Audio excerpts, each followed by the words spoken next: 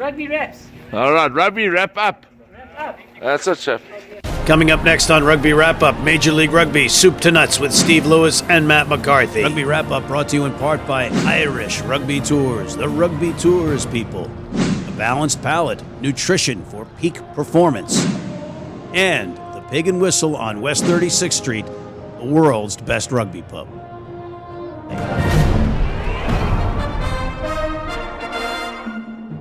Hey everybody, welcome back to Rugby Wrap-Up. Matt McCarthy and Steve Lewis at the Fantasy Sports Network Studio 34 in New York City, talking Major League Rugby. Steven, welcome back. Good afternoon. All right, buddy, we got another great weekend of Major League Rugby in the books and another one ahead.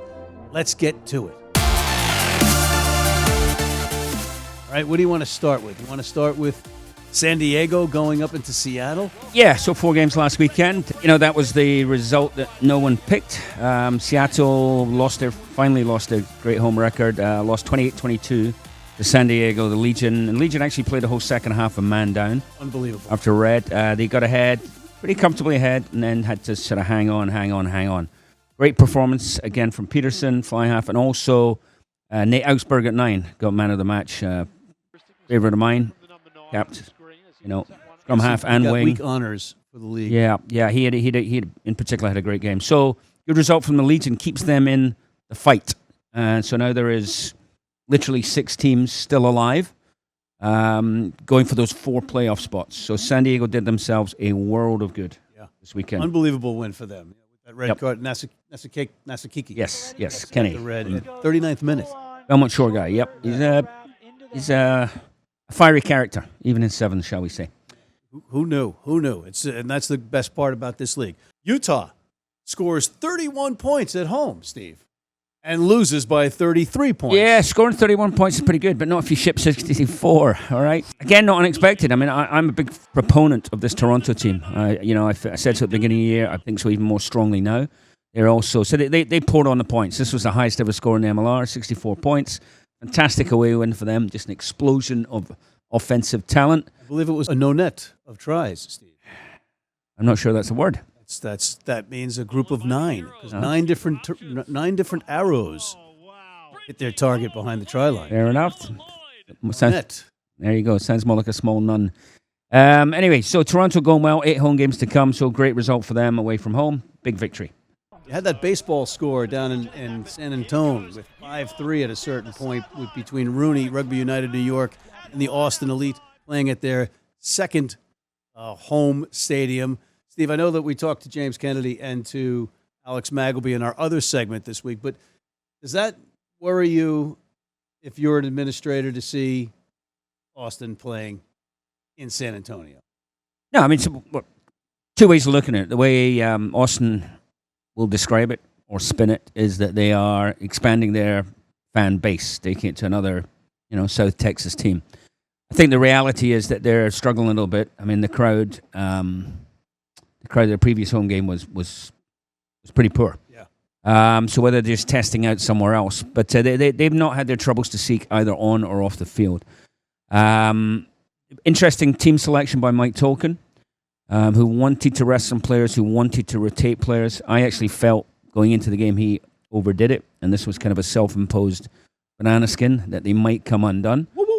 Austin playing with a bit more heart over the last couple of weeks, but New York came out of there 19-11 winners. It wasn't a great game, but to Mike's credit, they got the away win. They got their players rested, so he's proven correct. But that was a little bit closer than I think anyone wanted. What was really intriguing for me is I get the resting of the players, but Chris Mattina slotting in at yet another position at 13 and getting week honors with the league as well, and Ben Foden getting recognized for his work at 15. So that's pretty cool to see Mattina just sliding all around. At the same time, I'm sure if you're him, you don't feel like sliding or up and down or across the back line all the time. Yeah, I mean, he's a versatile player, right? He's a very skilled player, and that's part of his utility to New York is he can slot in different places. You like those players. The players themselves, when you're trying to break into a team, it's a good thing because it gets you in the squad. When you're getting a little bit older, where Chris is now, you have further ambitions, and perhaps you want to focus on one position in order to develop your own game in terms of pursuing international honors. Absolutely. And I get that whole thing about wanting to expand your base and everything else. But if it's scheduled ahead of time, when you're going into the season, that's one thing. If you're changing it on the fly, that's another. True. Okay. Yeah, one final point there that was brought up to me was, we talk about foreign influence in the league, both owners and players and coaches and what have you. But that much changed New York squad. 19 of the 23 players were US qualified. I learned today. That's good. Yeah, it's impressive. That is impressive. Anyway, final game. Yes, we have a special treat with the final one that we haven't spoken about. Glendale gutting it out, beating NOLA, who was just roaring ahead to try to win this thing. We had Barry Herbert on the ground, and he's got an interview with Angus Peacock. Check it out. Angus from Rugby Colorado, talk me through what has been an absolutely incredible game of Major League Rugby. What were your thoughts on that? Well, as an entertainment spectacle, it's fantastic. You can't deny that. NOLA are clearly top of the league for a reason. They play some fantastic rugby, and Glendale decided to step up this week, play for their home team. Compared to their performance against New York, you see like 50-60% improvement across the board in their defence and their offence. But there wasn't much coming into this game for Glendale. They've been a little bit out of sorts, haven't they? Yeah, you can see some of the players just in previous games don't seem to be very confident in what they're doing, or maybe mature about how they're playing their game. And the team looks like it's been carried a bit by some of the senior guys. But this week, it looked like the light bulb came on. But let's be honest, Glendale really did try their hardest to lose this match tonight. I mean, what the hell was going on at the end? It was really shambles. And fortunately for the home fans here tonight, it hasn't affected the result. But it probably should have, given the stupidity of the moment. So there's a player maturity thing there. That we've got a lot of young players out there in this whole league who've got to learn their profession. But you look at the yellow card, the penalty's been given clearly, and the guy kicks the ball away. Lucky for Glendale that the referee saw a penalty and they didn't have to make the same mistake twice. But, it could have been. It wasn't the case tonight, but Angus, thanks very much for your time and your thoughts. Pleasure. Thanks, Barry. All right, thanks, Love mate. it. Cheers. So, Steve, as Barry said, it seemed as though Glendale did everything they could possibly do to lose this match, but they pulled it off, and that's the important thing. Yeah, so Glendale win 34-33. Okay. If I was either coach, I would have gone ballistic. Both teams and players in both teams managed to try and lose this game in the waning moments. New Orleans take the lead. They receive a kickoff, and they just play phase after phase, going back 3 yards every single time, and then they knock on. Yeah. Glendale move forward. They get a penalty in front of the posts, and a player I coached at All-Americans, Chad Goff, good player, has an absolute meltdown, takes a quick tap to himself, no one else in particular, and gets away with it. They recycle the ball, and then New Orleans give away a yellow card and a penalty in front of the post. Both teams, trying their best to snatch defeat from the jaws of victory. Crazy. New Orleans managed it. Glendale get away with the win. On the upside of that, you had Glendale staying in the mix, A, and B, you had performances of note from Will McGee, who we haven't said that about too much this season, and Hanko Yermashais. So they were on the weekly All-Star team. What are you trying to say? That one. Yeah, I mean, that again, all these things are subjective, but I mean, I think for Glendale, I think Sean Davis has been playing well the last couple of weeks, running great support lines, getting on the score sheet. Will's just a good player. He had a sort of wobbly couple of weeks with the national team, but he's back firing. He's a quality player. Luke White is sort of their inspiration from the second row. He's he's one of my favorite players. He absolutely. He's he's not a world class athlete. He's a prop. Won't like me for saying that, but the guy brings it every game.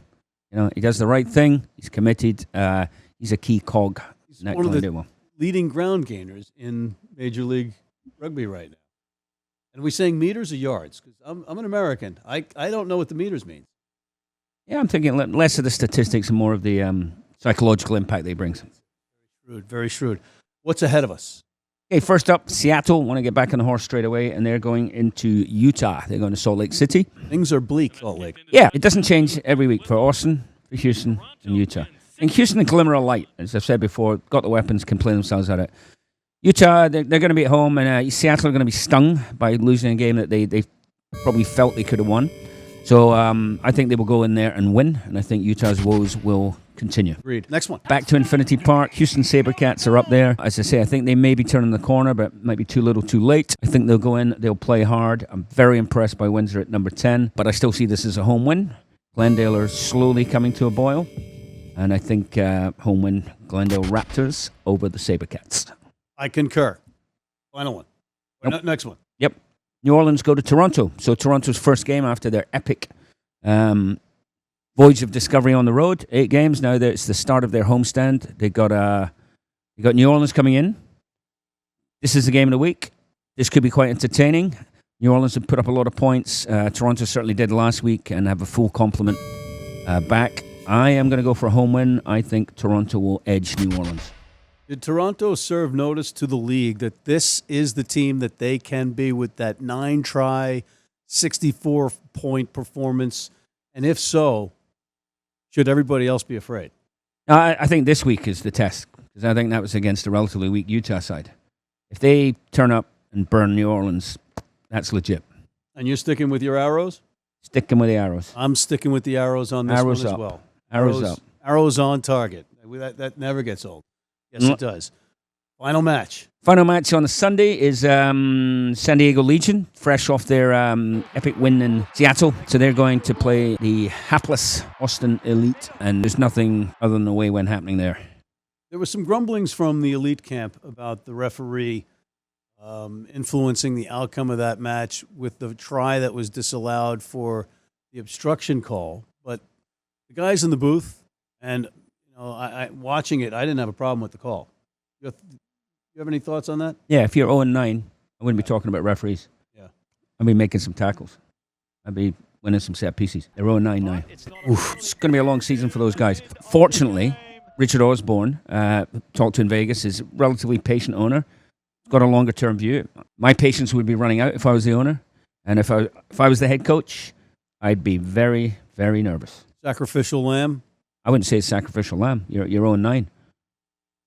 The maturity of this league, the credibility of this league as a professional sports enterprise will be when results matter. And it's an old cliche, right? Players get dropped, coaches get fired, GMs get sacked. We're not quite there yet, but at the end of the season, I would expect some changes to happen. Pundits get extended. Pundits lose non-existent contracts. Yes, exactly. Austin, it's tough. I got to ask that. You've been in an administrative role for a league. Any of these teams not going to be in the league next year? Just your opinion. I think we're too early for that. I mean, I think there's competitive considerations, right? Are you coping? And then there's commercial considerations. Are you drawing fans? Are you hemorrhaging money? Right, and those are all. The latter, competitive considerations, is maybe a league impetus. They might want to do something about that. The commercial side is really the ownership structure of that particular team. Did they want to still keep losing money? Or can they turn it around? Or do they want to turn it around? Or do they want out? And those are individual decisions that will be made by those individual ownership groups. All right, well, my friend, we are out of time, and I just wanted to see if you were okay after not being perfect last weekend. Yeah, first time 3 weeks. Got one wrong, so there you go. You okay with that? I'm okay with that. All right, we'll accept imperfection from Steve Lewis just once. Unlike the Pope, I am fallible. All right, and you know what? You will be perfect this week because you and I have the same picks. All right, on that note, on behalf of my esteemed colleague, Stephen Lewis, I'm Matt McCarthy, War Rugby Wrap-Up, talking Major League Rugby at the Fantasy Sports Network, Studio 34 in Midtown Manhattan, signing off.